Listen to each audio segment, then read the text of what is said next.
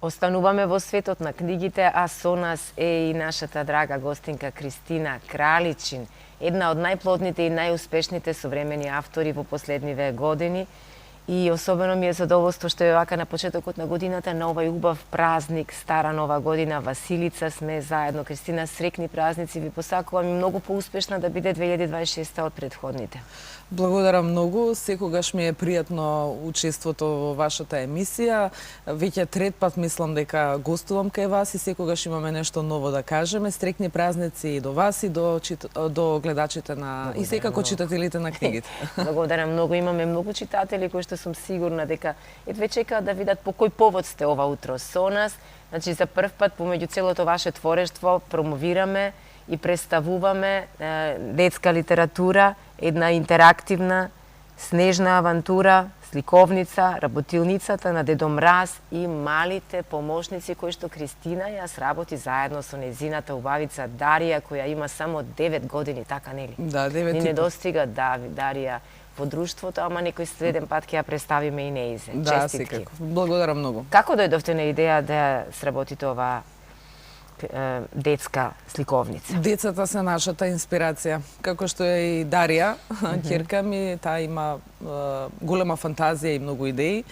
Незините идеи некако заеднички во дискусија, бидејќи дома се зборува за книги, секогаш зборуваме нешто за книги, а посебно затоа што јас и многу творам, нели, како што споменавте, јас многу пишувам, а на тој начин таа кинеза тоа самото се пресликува и несомнено мора да се зборува за литература, а со самото тоа она добива и самата инспирација, дури некогаш и ми посочува во некои реченици што може да се напише. Иако е многу мала, да речеме, она сепак многу се вложува во исто така во пишување и мене тоа особено ме радува затоа што не секогаш се случува мајка и ќерка да имаат исти интереси, нели? Така. Колку и да сакаме некогаш детето да кажеме да работи нешто по нашите сугестии, нема да го направи тоа. Во случајот не се премногу интересираат книги.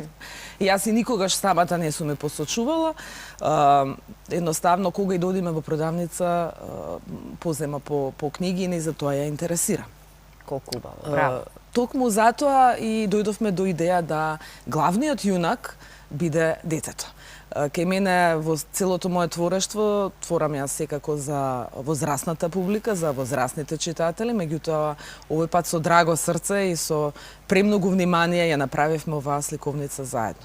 Карактеристично е што оваа сликовница не се чита само еднаш, така нели? Не се чита само еднаш. Ајде едно напатствие да им дадеме на оние кои што ќе си ја набават или веќе ја имаат. Детската љубопитност ни беше двигател. Ако, бидејќи јас и Дарија кога дискутиравме, одлучивме да самото дете читател е јунакот во приказната, не да чита за некој друг, туку тој самиот да биде, а како? Влегува во работилницата на Дедо Мраз и малите помошници, самиот тој на некој начин е помошник, со тоа што на одредени страници има избор. Секогаш се соочува со избор помеѓу две нешта. Да речеме избор на две врати, избор на две кутии во кои што може да провери што има, избор на две патишта, патувања со новогодишниот воз и така натаму. Изборот што го прави го носи до некоја страница која што не е поред. Така. Да речеме до некоја друга страница. Таму треба да направи уште еден избор. Со тоа ја поттикнуваме љубопитноста. Децата во секој случај се навраќаат и покрај тоа што ќе дојдат до крајот на сликовницата велат чекај да видам како ќе беше ако одберев, што ќе се случеше ако го одберев другиот пат. И тоа се нови илустрации со нова содржина и секогаш поттикнуваат интерес во читањето. Имено завршницата е, бидејќи има некаде од прилика 6 начини на читање, завршницата е на 2 начина. И тоа не може да заврши нели исто, бидејќи секој избор и во животот, и тоа ни е на некој начин водител, символика, да, дека детето не сме да се плаши во изборот што ќе го направи во животот. Апсолутно треба да стои позади својот. Позади тоа, да. Освен што се поттикнува љубопитноста, се дава и на сигурноста на изборот на детето. И на крајот доаѓаме до тоа дека доаѓа до тајната врата на Дедо Мраз во неговата соба каде што тој ги прегледува писмата и тука веќе избира од чорапчињата кои што се наоѓаат над каминот, а тоа се сребрениот и златниот, и во изборот се наоѓаат двете звезди по кои што трага и по кои што треба да ги најде, затоа што инаку нема да бидат исполнети новогодишните празници. Всушност тоа се сребрената звезда која што е звездата на соништата, таа ги чува детските соништа, и звездата, златната звезда, која што е звездата на патувањето или осветлува санката на Дедо Мраз за да може да дојде до подароците, да дојдат до вистинските детски раца. Браво. Секоја чест, на вистина верувам дека ќе уживаат многу деца заедно со нивните родители, откривајќи ги овие мали знаци кои што треба да ги следат и да си вака множат фантазијата. 2025 беше особено успешна за вас, на секој план. Ќе ни кажете што ја одбележа. Вие сте лингвист, вие сте италијанист и пишувате и на италијански јазик и точно кон крајот на 25-та излезе едно дело напишано на италијански. Да, in capolavori inversi или во превод има двосмислена структура. Инверси би било како инвертни ремек дела, capolavori. Додека инверси, ако се раздели зборот, значи и во стихови. Значи ремек дела во стихови. Тоа е намерно создадено така од издавачката куќа GPM Едициони во Италија, во Рим. Многу ми беше мило што одлучија зошто се нарекуваат инвертни ремек дела, затоа што еден современ писател, секако кој твори на италијански јазик, независно дали од Италија или е вака како мене италијанист од друга држава, од другата страна на делото, ако се преврти, се чита Рајнер Марија Рилке. Да, тоа е класичен поет кој што на сите ни е познат и сме го учели за време училишните денови. Едноставно, мене ми беше премногу мило, затоа што уредничкиот одбор на издавачката куќа одлучи да биде Рилке, бидејќи Рилке има поезија која што има допирни точки со на што јас го пишувам.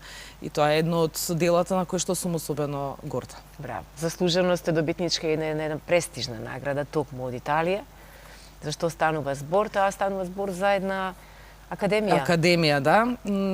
Неколку пати досега зборував, бидејќи имав и некои други гостувања. Академијата не е во образовна институција, тоа е како престиж, еден престижен асоциација на луѓе кои што се нешто во областа на културата и науката. Точно така. И таа постои од многу одамна, значи е старовековна, уште од 1500-та година има датира, нели? Да, датира од 1566-та, да речеме првите. Може онлайн се достапни тие информации за академијата и уште од тогаш се гледа, да речеме, кој писател или некој културен деец пишувал нешто кое што оставило трага во тогашното општество. Во секој случај, академијата е на предлог на организацијскиот одбор на професорот Калоджеро Лавеќе од Сицилија, таму се наоѓа седиштето на академијата, предложија да јас, бидејќи пишувам и на повеќе јазици, премногу творам, го препознаа тој мој занеси во поезијата и едноставно големата трудолюбивост што ја имам во мене, да ми го додела тоа признание или именување како амбасадорка на Академијата Парнас за балканските земји. За балканските земји што значи? Секако дека Македонија се препознава во целото ова признание, меѓутоа балканските земји затоа што сметаат дека треба да се направи на други јазици, да, на други јазици, меѓутоа и да се направи еден регионален конкурс за кој што јас ќе бидам одговорна и поезијата од балканските земји ќе може да допре да се поврзе со Италија и со Сицилија. Значи еден вид на културен мост или спојување на овие наши култури заедно со Италија и со Сицилија. Посакувам многу среќа на тој пат и што побрзо да се создадат услови за сето тоа да се организира. Пошто друго беше карактеристична 2025-та? Помногу пишување. Јас тоа ќе го паметам. Луѓето го паметат тоа што ќе се произнесе по медиумите, нели?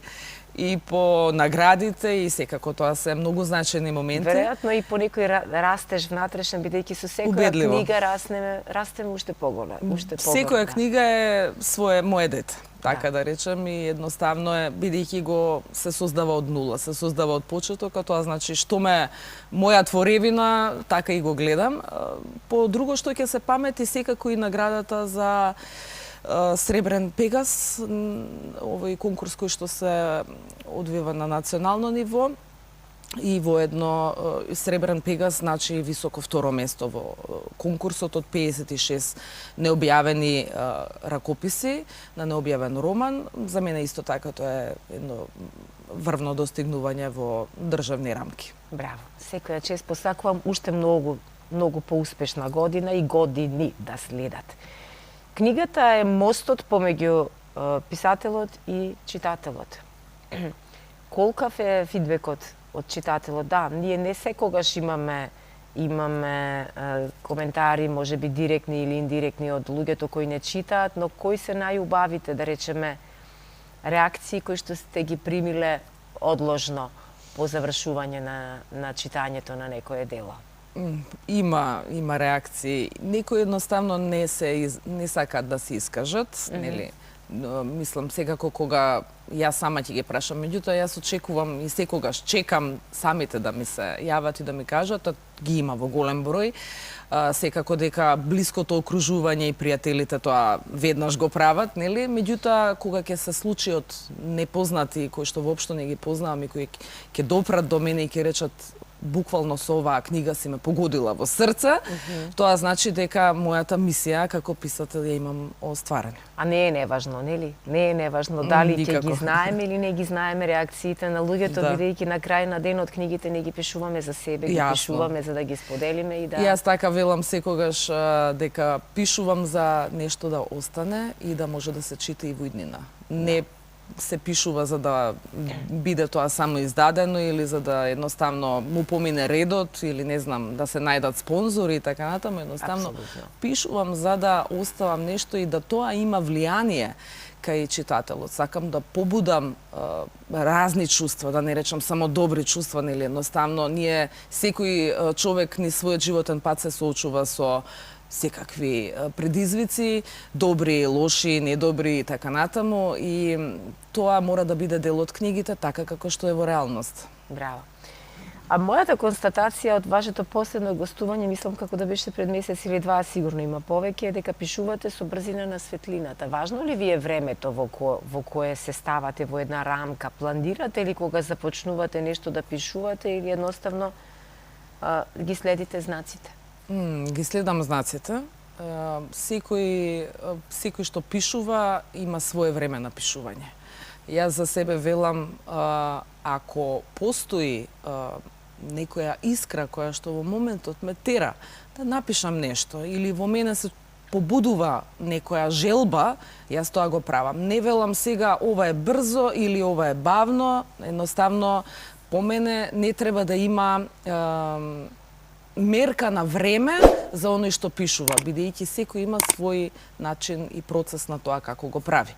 Во случајот може така изгледа, дека е со брзина на светлина, но најверојатно тоа доаѓа од големата, како што реков, трудолюбивост и од вниманието кое што го посветувам кон литературата. Да, посакувам да има уште многу дела, нека се множат. Дарија нека биде дел од вашето творештво, и имала што да пофати добра генетика во вашето семејство и од дедо и Раде Силјан и од вас, и верувам дека ќе ги следи вашите чекори. Некој следен пат ќе ни дојде и Дарија да ни гостува овде, да ни раскаже нешто, а може би да сподели дел од нејзината поезија. Па јас сакам секако да, благодарам многу за убавите зборови. Јас предпоставувам дека и во идните години, нели, ова е новогодишна сликовница и многу е логички да се продава во периодот кога е новата година.